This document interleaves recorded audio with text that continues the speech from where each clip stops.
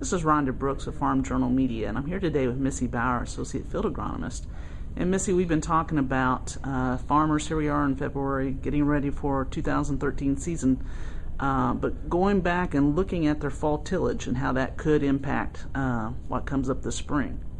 Well, as you know, it's dry fall, so a lot of tillage did get done, and guys now are getting ready to that stage where they're thinking about, leveling things up for this spring once we can get back into the fields. And one thing we want to make sure growers are comfortable with is they did the tillage last fall, maybe with that chisel plow, but was it done properly or not?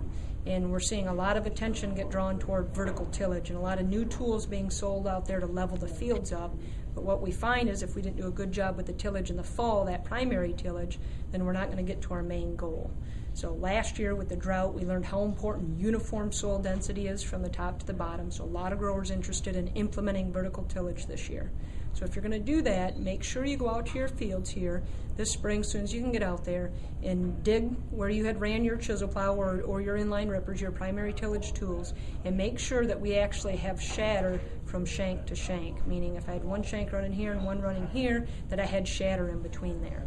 If you didn't have shatter and you get these firm columns in between there, then maybe a vertical tillage leveling tool may not be your answer. Maybe you need to go out there with a field cultivator or disc to get things leveled up. Running a vertical tillage tool where we did not shatter is not going to set us up for a very good seed bed or uniform root growth. It's going to cause issues with the planter bouncing across those.